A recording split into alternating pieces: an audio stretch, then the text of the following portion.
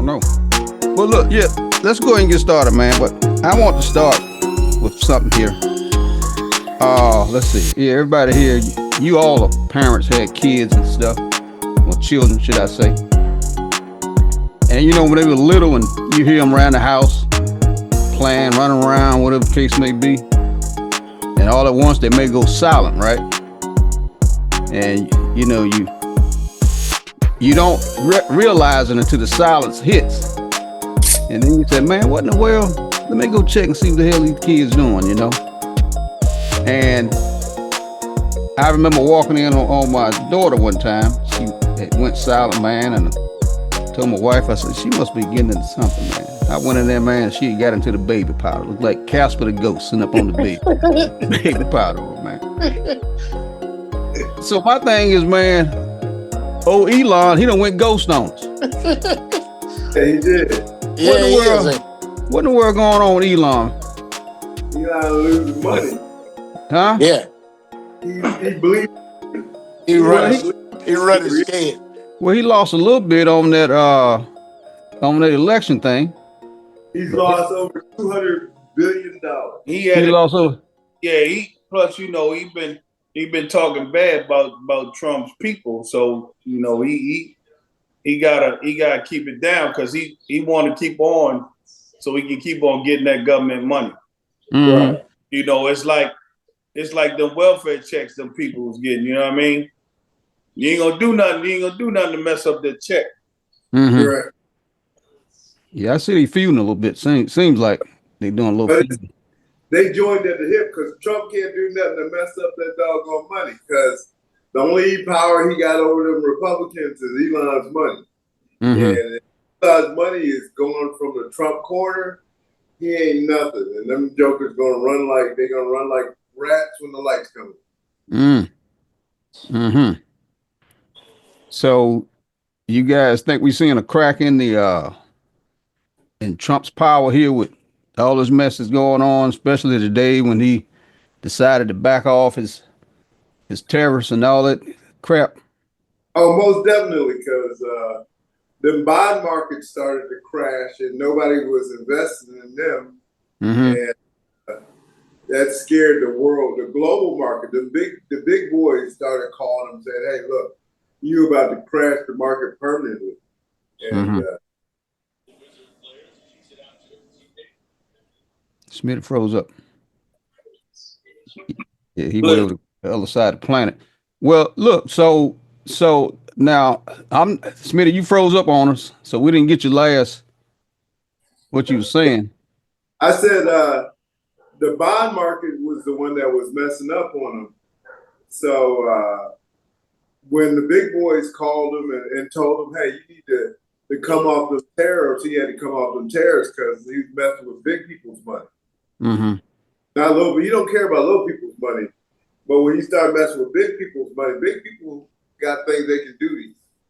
Right. And so he tried to, like, he got to win. He ain't get a win. They told him, "This is what you're going to do," and that's what he did. Mm-hmm. So now when he backed down, or he blinked, so they say, and then the stock market started to shoot up, right? Yep. Right. Now, you guys, I'm no expert in this thing, so let me ask a man with the money first, with the most money, I think. Bill, make this thing make sense to me, man. How does that work? I'm gonna start with. Listen, I'm gonna tell you what I told another group earlier today. Mm. I never invested 1/4 in anything in my whole life. Mm-hmm. My investment was in the military. Okay. My pension, that's the only thing I have. Okay. Well, like I said, I'm like you, man. I mean, I don't have no money in the market. I did at one time when I was working with Sears when I first retired as an appliance repair specialist. I had some money in the stock market, and that thing crashed, man. And well, I lost my ass. And I said that was it for me. So I'm trying to understand this thing. You know, the market crashed. Now he changed his mind. You know, he's bragging that it's never gone up so high in one time and all of this. I mean, make this shit make sense to me, man, because I don't see where that made much of a difference. It's a scam. I'm gonna start mine off with some with little educational thought, right? Okay, well, you must be the money man. All right, let No, me. I ain't got no. Hey, listen. One thing, listen. I'm the average man. Okay, I'm like everybody on here. Listen, I had to work for a living. okay. Well, My daddy ain't leave me 400 million. Well, make it make sense to me, man. I don't understand So why look, everybody's so happy all of a sudden. here it is, right? All right. I took a class in college. Mm-hmm. I didn't know what I was doing, but they told me I had to take these classes. So I took a class. I'm, young, stupid. I took a class philosophy. I didn't know what philosophy was. Hell, I had to go look it up after I registered for the class to find out what it meant. Okay. So it's the study of the mind and how the mind works and all that stuff. So during this course, I couldn't get it. I listen, I'm about ready to fail. So one day the instructor said something and it clicked just like that. After that, I was good to go. But I say that to say this whole thing with the stock market and how it works, them people can make it do what it want to do. Yeah. Because it's only a few people that control it anyway. Right. The rest of the people who put money in it, you're putting money in it so that they can take your money and do what they want to do with it. Absolutely. Right? So that's why when they talking about the stock market crash, because if it's crashed, if any of us got stocks in there, let's say you got a 1,000 shares of Nike. Mm-hmm. Nike sharing at $56 a share. Times 1,000. That's what you got. Right. Right? Now, you take that same Nike and Elon got 100 million shares of Nike. Mm-hmm. So now when it dies down and you lose yours, you're not trying to lose your $10,000-$20,000. You're not trying to lose it. Mm-hmm. So I'm gonna sell. So when you sell yours, Elon buys it. Because now it's at $10. Mm-hmm. So he buy it up. So now they go back now and they say, okay, let's put this thing back up so I can make some money. Because there's only so many people that's really making money off the stock market. Some people do get in there and they do all right. But it's only a few people that truly make money off of this thing.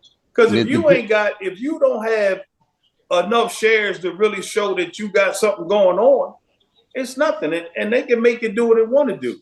So now back to my philosophy thought. It's about thinking. The philosophy pretty much tells us that we are thinking things. And if you ain't thinking, then you don't even do nothing. And 99.7% of the people that deal with Trump are not thinkers. And I don't care who hears it. They're not thinkers. Mm-hmm. Because you are going by what somebody tells you. And he's telling you every day that he don't care about you. He don't care about you. He got what he wanted. Just like that little thing about him saying how Xi Jinping got his people and they stand up when he say something. I want my people to do the same thing, to stand up. That's all he want. POWER. That's all he want. He want to be able to tell General whoever, I want him dead. That's all he want to do. Mm-hmm. The CIA to tell him he doesn't need to live anymore. Let's get rid of him. That's what he wants. He doesn't want to help the United States. Good morning. And people who don't understand the government is like a 501c3. They're not there to make money. Any money that comes into the government goes back to help the people of the United States in some way. Mm-hmm. They can't use that money to do X, Y, and Z. take it and put it in their pockets or whatever. The United States government works like a 501c3. That money has to go back into the peoples. The people put that money there. It has to be used for the people. Mm-hmm. But you got to understand one thing. If you notice the swing in the stock market, I was telling one of the majors I worked with just about the time Trump got reelected. Because everybody, you got your 401ks, you invest in the stock market. 70% of America has some money in 401k to invest in the stock market one way or another. But what happens is every time the Republicans get in power, they'll crash the stock market. They did it in 2009, they did it in 2020, and they just did it again. And what happens is sort of like when you play in a gambling game and you've got real money and somebody got some fake money in there, and then suddenly they sweep all the money off the table and everybody's screaming, well, I lost my money too. Well, your real money went in somebody's pocket with fake money that was your whatever. Smitty, man, shut up. They shutting him up over there. Yeah, go to somebody come and drag him out in a few minutes. Hey, they shut okay, he done said enough. Shut him down. What you got? What you think, Joe? Smitty done froze up on us. And that's what I've been watching. Well, I'm off and on because you know what I mean. But I was liking what Leonard said, what Smitty said earlier about the fact that this thing that's the stock market is he's found a way. Donald Trump has found a way to manipulate that thing. He can go in, and what he says controls whether the stock goes up, and when and as time goes by, he'll say something again to bring it down. Then all of a sudden it'll go back up. But what's his name? Jamie Dimon, I think it was. He made an announcement and said that we're heading for a depression, and Donald Trump needs to flip this thing. And that was what got to him, and also the fact that the yields, that the gains that people were making off of houses and credit cards and all of that stuff, I don't know, all of that's combined into plays a role into yields, and the yields started going up, I think it was, and that was the most frightening thing. Then he made an announcement. When he made that announcement, the yields went back down, and he just found a way to manipulate. He just, like everything in society since he's been in office, he's found a way to manipulate it. He manipulate the court systems. He manipulate the programs in the government. He's manipulated the Republican Party. He's a con man. But I think Bobby was saying it. They sit there and they listen to him and they believe what he say. Mhm. Right. And if you keep going to the barber shop, you're gonna eventually get a haircut. Yep. And the Republican Party just haven't learned, and the Mhm. Democrat Party. I mean, it might be off the subject a little bit. The Democrat Party just thinking it's something that they done. The reason our message has always been for civil rights, gun legislation, to try to get some of these guns.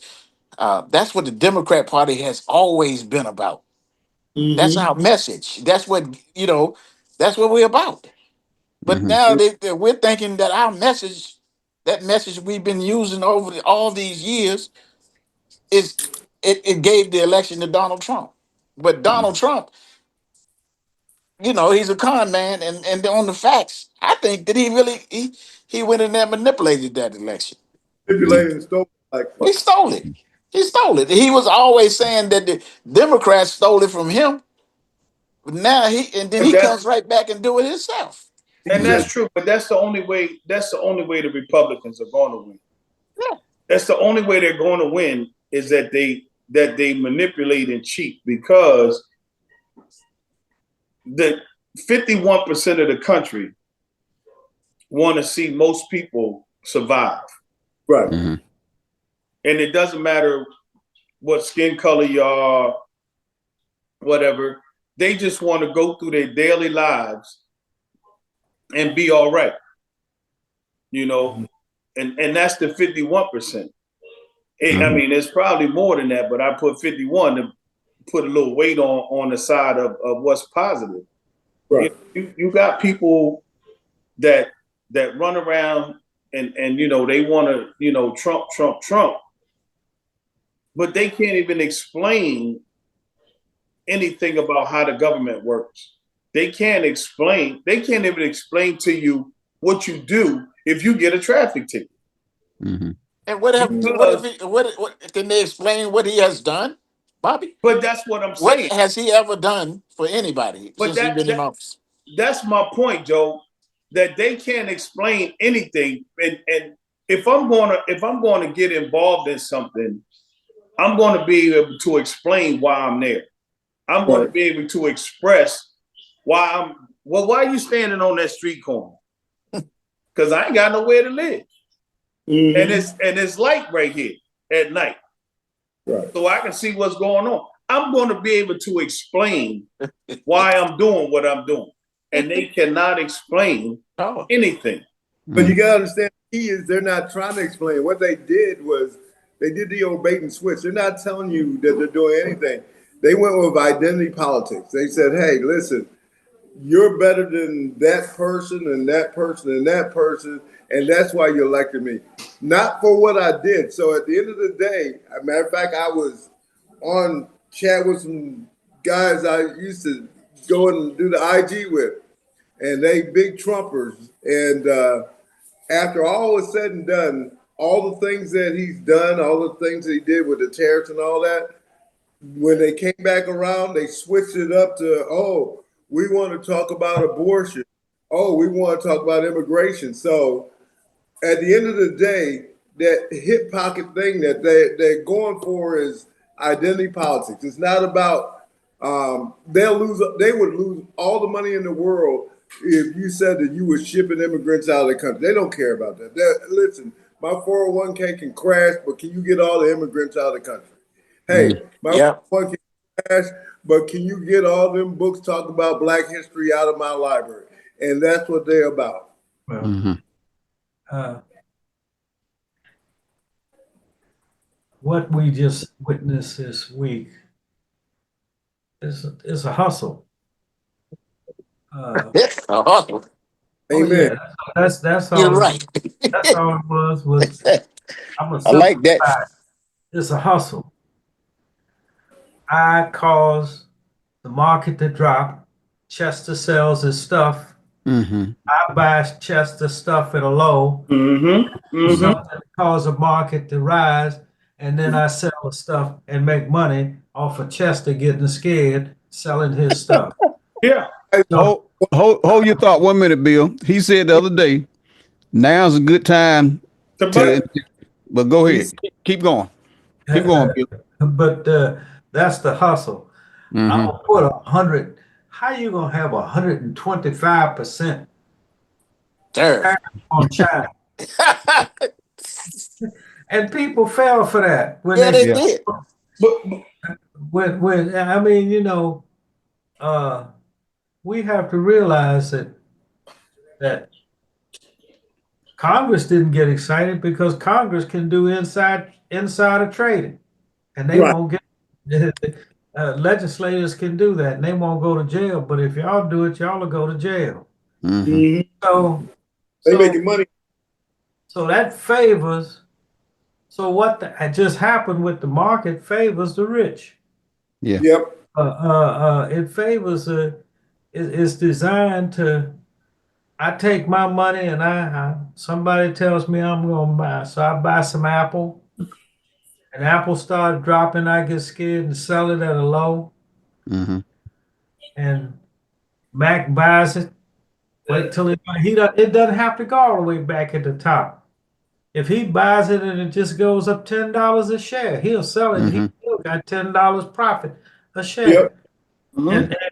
And it's like Bobby said, if you buy enough of those shares at $5 and sell them at 15, you get a whole lots of money. Oh yes. And that's the way they look at it.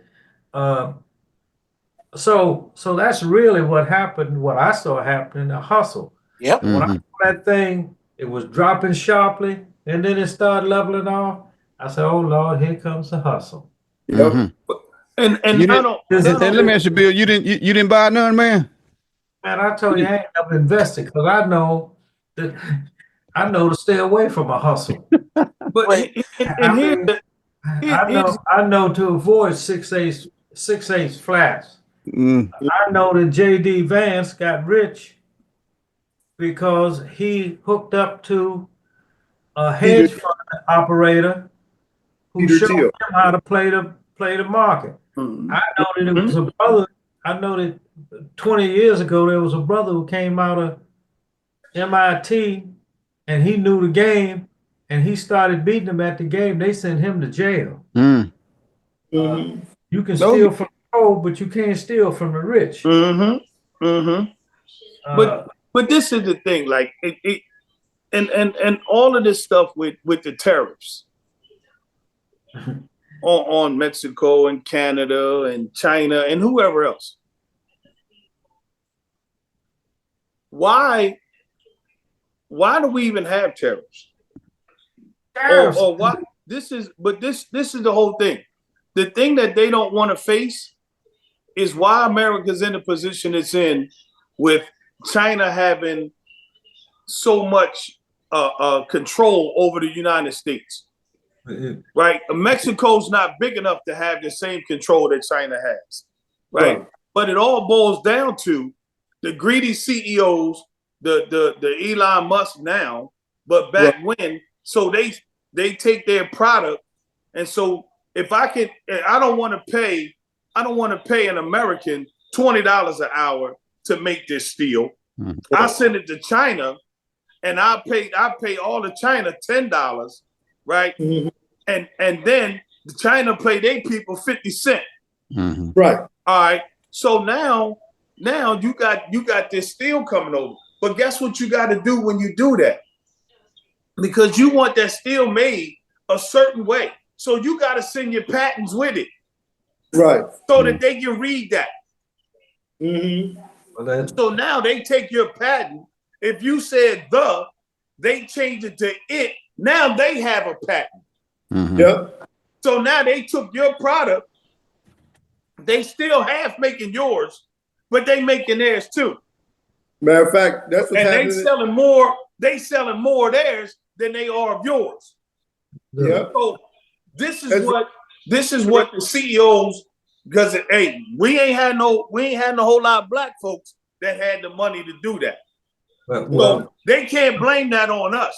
They sent all of their products to all these other countries to make more money, and they don't want to stand up and say it's our fault that we are in the position we're in. They don't want to do that. Bobby, the they you talk about are the people who caused globalization. More than 50 years ago. Yes. I guess it was in 1970.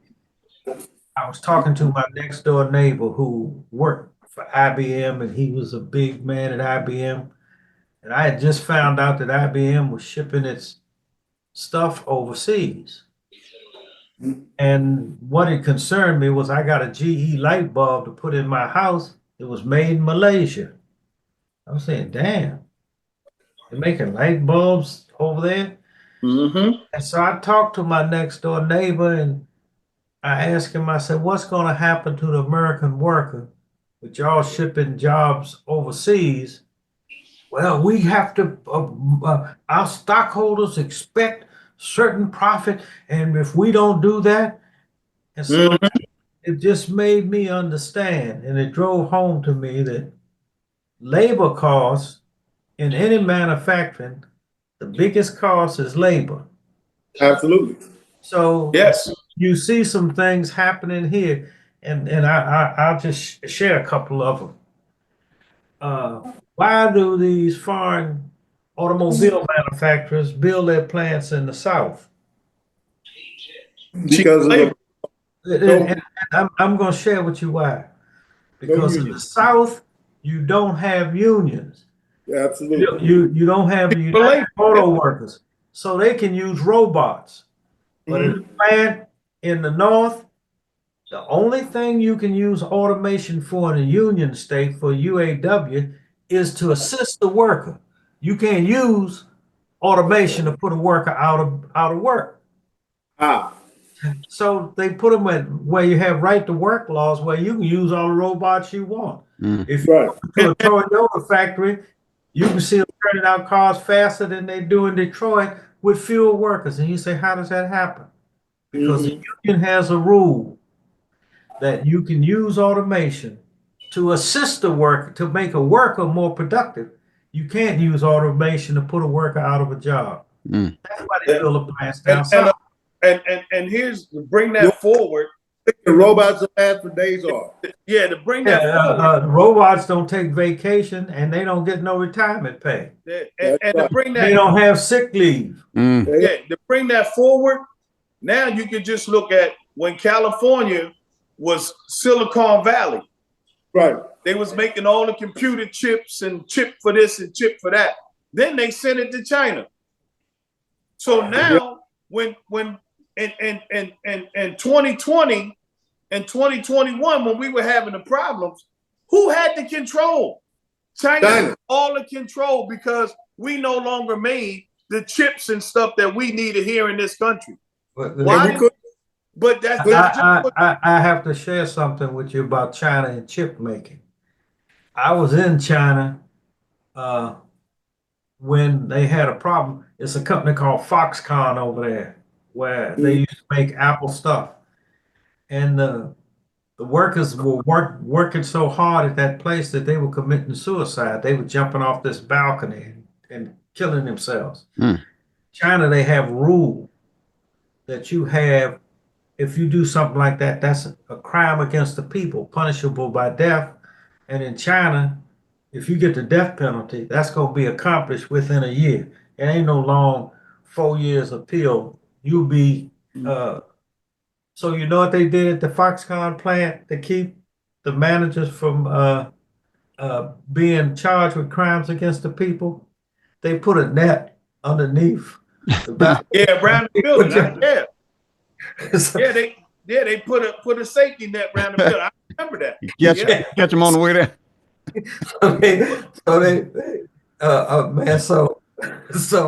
So you go over there and you find out that the real thing is as labor gets more expensive in China.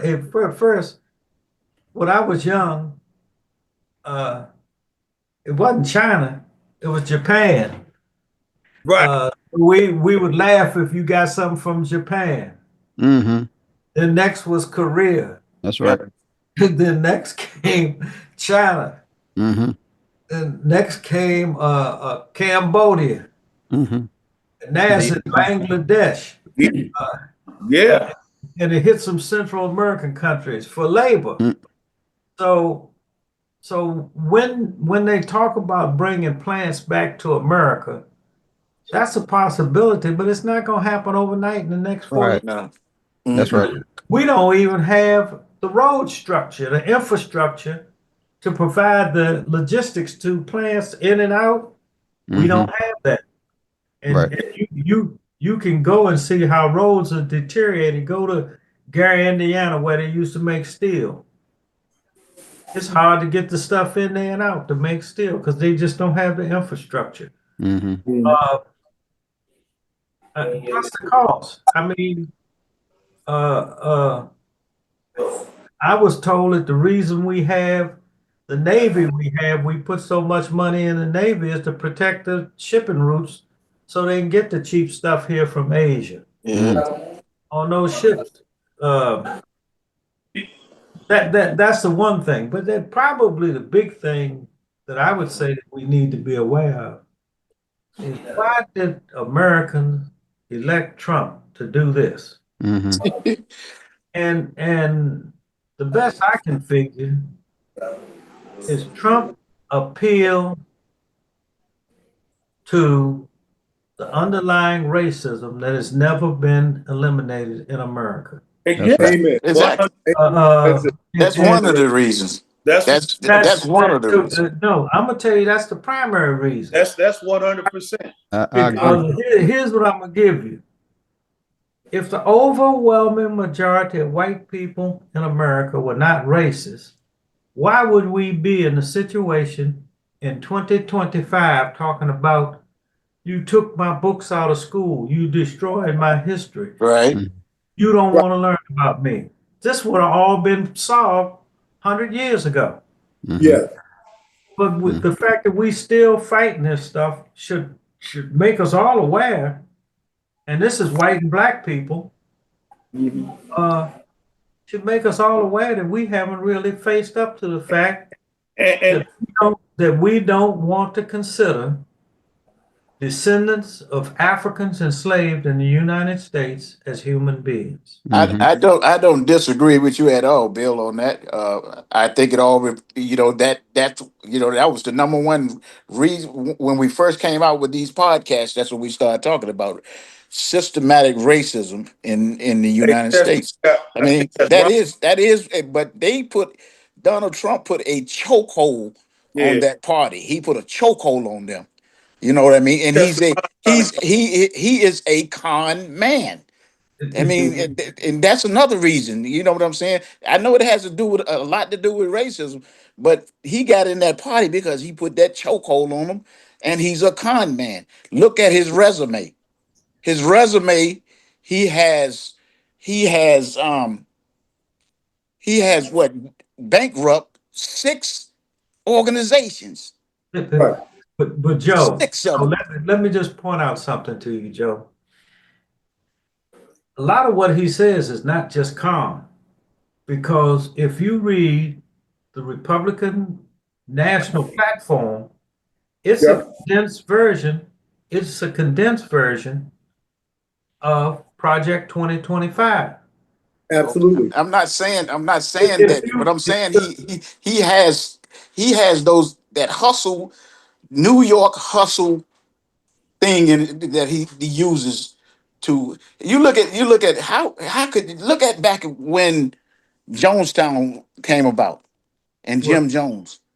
How can you convince somebody to drink something and you know that it's going to kill you?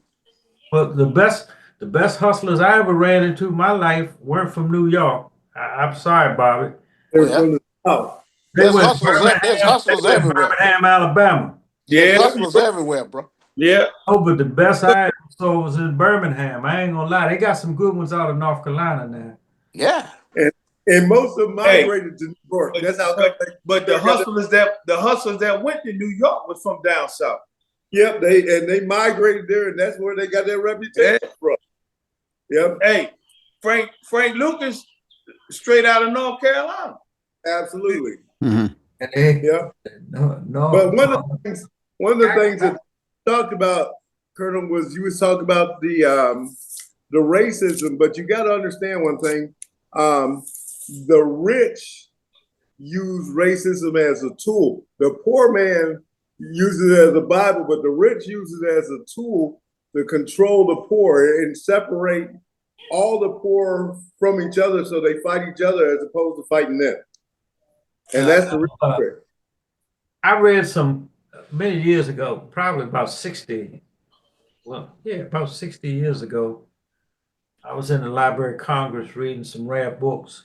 It's something they don't talk about much called the Southern Populist Revolt. And that's when poor blacks and poor whites got together to run the aristocrats off their plantations. And they had some drawings of dudes, lampshades on their head and stuff running out. And then I read some books that were where people were meeting at the University of North Carolina, Chapel Hill, the University of Virginia, Charlottesville, and they were talking about how to keep blacks and poor whites and poor blacks from ever uniting and causing that kind of trouble in the South again. Right. And I read that and I understood that. But the fact of the matter is, and I asked a brother who said the same thing that you said, Leonard, good friend of mine, told me, it's not about race, it's about class. I say, yeah, if you get in an argument with a poor white, and the police come, who they gonna side with? Yeah. The poor white Right. man. So it don't matter. It don't matter if you're poor or rich. They got things where they ran surveys, and this still exists in America, where they stop a ordinary white man and ask him what would he call a black doctor, and you know what his answer was? The N-word. Yeah. So when you say that this is a tool used by the rich, man, I've been around rich folks, and as nice as they try to be, and I've been with some heavyweights, man. Comes out, and I'll just give you something that a guy told me once. This is, I was leaving a squadron, and the commander of the squadron asked me, Bill, was it anything you wanted to be in the squadron that you didn't get? I said, I wanted to be a flight examiner. He asked me, why didn't you ask? I walked away from him. You know why? You know why I walked away? Because you didn't. Because he ain't never asked a white boy that. I can say you shouldn't have That to was ask. understood that's what the white boys wanted, to win the same thing as me, and then I have to come and ask him, like, I have different wants than they, and we doing the same damn thing. And so as nice as he was and all the stuff he did to me, he hadn't cleared his mind of it, and it's gonna act up. It'll come out.